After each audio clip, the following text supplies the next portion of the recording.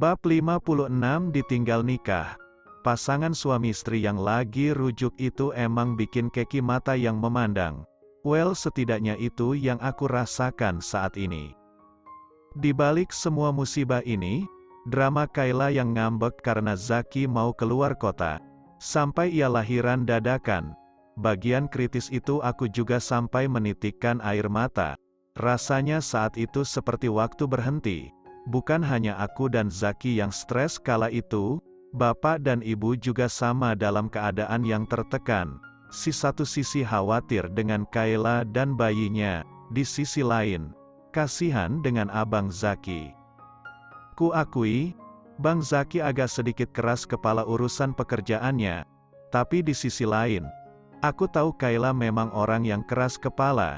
Sodik masih berhubungan denganku. Maksudnya berkomunikasi denganku, sampai Kayla melahirkan. Bahkan ia beberapa kali mengantarkanku ke rumah Kayla, membawakan semua barang yang Zaki beli diam-diam untuk kebutuhan Kayla dan bayinya. Aku yang jadi tukang pos dadakan, diantar Sodik. Rencana pernikahan kami yang seharusnya berlangsung minggu depan, ditunda. Entah sampai kapan, dari keluarganya belum siap, itu sih alasannya. Tapi setelah kejadian Kayla, kami juga dalam keadaan yang tidak siap untuk mengadakan acara besar. Walhasil, sepakat ditunda, entah sampai kapan. Hubunganku dan Sodik baik-baik saja. Sebenarnya, ia pribadi yang menyenangkan, tidak kaku, lucu, cerdas, dan alim.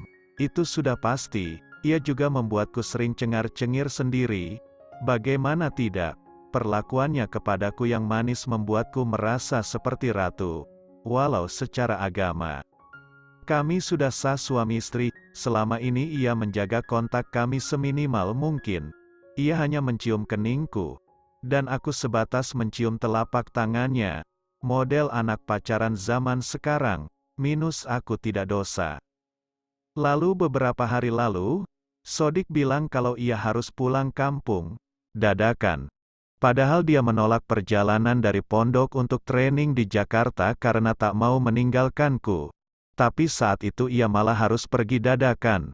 Sama saja bohong kan, ia pergi ke pondok pamannya. Ia bilang ada masalah. Bahkan sampai saat ini, ia belum ada kabar, masalah apa, sampai kapan, dan kabar lainnya. Ia hanya mengirimkan pesan, menanyakan kabarku, Zaki, Kayla dan orang tuaku. Itu saja. Mungkin ia sibuk, ya mungkin saja kan? Makanya dari tadi, aku terus memantau ponsel, menunggu kabar darinya. Seharusnya ia pulang sekarang kan? Ada masalah apa sampai ia harus meninggalkan pekerjaannya selama ini? Aku juga. Hasan sudah berhasil aku serahkan kepada ibunya. Walau aku sayang sekali dengan ponakanku itu, tetap saja, Kayla dan Zaki gak boleh dikasih kendor. Kalau tidak, mereka asik enak-enak, dan aku jadi naninya Hasan. Bukan aku tak mau. Aku rela saja kalau demi Hasan. Tapi aku tak rela dengan Kayla. Enak aja dia, asik-asikan sama suaminya dan aku yang jaga anaknya. Cuh. Aku masih dengan persiapan sidang. Aku sudah digembleng habis-habisan sama Pak Derek. Makanya aku gak rela kalau sidangku gak dapet A, jadi aku tambah giat belajar. Pun semua geng naas itu. Pagi hari yang cerah, dan aku sudah mulai aktivitasku membantu ibu. Mengemong Hasan kalau dibutuhkan, dan belajar. 2 hari lagi sidang, dan moodku hancur. Aku menerima sebuah kabar, yang menggegerkan duniaku. Bagaimana tidak, aku mendengar hal yang sangat tak masuk akal. Bukan karena Kayla dan abangku. Mereka lagi adem ayem saja hari ini. Dan semoga seterusnya begitu. Semakin banyak foto yang dikirimkan kepadaku dari temanku. Si Aldri Cetean, si penggemar rahasia yang menyebalkan itu. Penggemar rahasia kok terang-terangan bilang suka. Aneh, bukan karena Aldri yang mengirim makanya aku tak percaya. Atau merasa ini tak masuk akal. Tapi isi foto itu yang tak masuk akal. Aku tak mau mempercayainya begitu saja. makanya aku langsung telepon si Aldri. Assalamualaikum, Aldri. Mau bicara aku? Waalaikumsalam Anissa. Bentar ya, cari tempat sepi. Di sini rame banget. Memang aku mendengar ia ada di lingkungan yang sangat ramai. Seperti ada konser di sana. Tapi konser religi. Aku menunggu cukup lama. Mungkin 3 menit. Halo Anissa. Hei, kamu udah lihat kiriman foto dari aku? Tanyanya dengan nada gawat. Makanya aku nelpon. Apa maksudnya kamu ngirimin gitu? Sengaja cari masalah? Tanyaku ketus. Karena aku tahu, dia mungkin memiliki maksud menghancurkan hubunganku dengan Sodik, maknya membuat hal seperti ini. Ya ampun Nis, gak gitu. Nih, kalau gak percaya, ayo, nyalain video call kamu. Pintanya, ia merubah setelan menjadi video call. Aku langsung cepat mengambil jilbabku. Kupasang dan kuterima panggilan itu. Wajah Aldri langsung memenuhi kamera. Apaan si Aldi? Nih, bentar. Aku deketin. Kameranya menyorot pada sebuah papan berisi nama orang hajatan. Aku mendekatkan mataku ke layar kamera. Ada 2 nama di situ. Sodik dan Cynthia? Hah, ini Sodikku, suamiku. Ngapain namanya ada di situ? Apaan si Aldri? Ucapku gemas. Mungkin karena aku yang membuat keributan. Abangku ikut masuk ke kamar, mencari tahu apa yang jadi masalah. Ia sedang menggendong Hasan, ia bertanya dengan matanya, aku memberitahu layar handphoneku. Lalu wajahnya berkerut, ia sepertinya tahu ada yang salah di sini. Nih, kalau gak percaya, ada fotonya berdua, ada prewednya juga. Aldri menyorot potret pasangan yang sedang menikah saat ini. Resepsi mungkin, dan di potret itu adalah Sodik, aku terkesiap, juga Bang Zaki. Ia bahkan bergumam pelan dan masih bisa kudengar dari tempatku duduk. Brengsek, aku tidak menangis.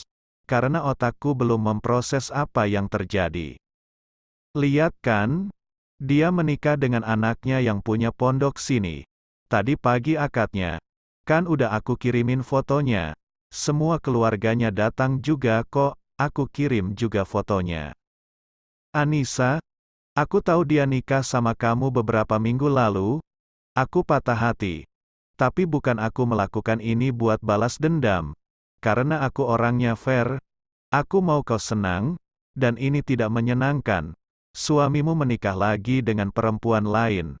Dan ini pesta sangat besar. Sedangkan kamu, Nis, sudah pisah saja sama dia. Ucapan Aldri itu terpotong karena Bang Zaki langsung memutus panggilan. Aku mendongak ke arah Bang Zaki. Bang, ini gimana? Bang, aku tak sadar. Suaraku merengek seperti ini. Dan Bang Zaki mengelus kepalaku. Kamu, sama dia? Nis, abang harus tahu. Kamu jawab jujur ya. Sayang, apa kamu sudah kumpul maksud abang? Sudah berhubungan suami istri? Mata abangku serius memandang bola mataku. Aku menggeleng. Benar, jujur, Anissa. Abang mau kamu jujur? Tidak ada yang ditutupi. Suara abangku ini sangat berbeda. Ia seperti orang yang menahan marah di balik wajah tenang dan tegasnya itu. Benar bang. Aku cuma cium tangannya. Dia juga paling hanya mengelus hijabku. Mengecup kening itu saja. Bahkan dia gak pernah lihat rambut Anissa. Bagus. Biar abang yang selesaikan. Kamu cerai saja sama dia. Ucapan abangku sontak membuat air mataku meleleh. Apa cerai? Kenapa? Kan aku istrinya duluan? Kenapa dia nikah lagi? Pesta besar. Otakku seperti kocar-kacir mikir kemana-mana. Lalu ke Pak Derek, dan semua omongan ketusnya. Lalu, aku teringat sama ucapannya, menikah dan ditinggalkan. Merana karena gak bisa cari uang dengan bekerja yang layak. Apa dia penyihir dan telah mengutuk hidupku? Apa ini karena dia? Atau murni karena aku yang tak beruntung? Apa bang? Aku tersadar Bang Zaki menunggu jawabanku. Abang yang urus abis ini? Kamu cerai saja sama dia. Mau kan, percaya sama abang? Kalau kamu lanjutkan pernikahan ini, ujungnya kamu yang sengsara. Dan abang gak rela, bapak dan ibu juga pasti gak rela. Kamu percaya sama abang? Tanyanya dengan serius. Aku mengangguk. Lalu Bang Zaki mengecup keningku pelan. Jodoh di tangan Allah, kalau sudah begini. Ini di luar kuasa kita cuma bisa usaha dan berdoa.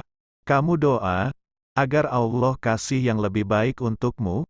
Abang percaya, Anissa anak solehah, gadis yang bisa jaga diri dan kehormatannya. Kamu pantas dapat kebahagiaan Nis, amin. Aku juga mengaminkan ucapan abangku itu, meski dengan air mata meleleh. Bersambung, 2R, sabar ya Anissa, ini bagai petir di siang bolong, tabahkanlah hatimu Nis, untung juga masih perawan hihi. Belum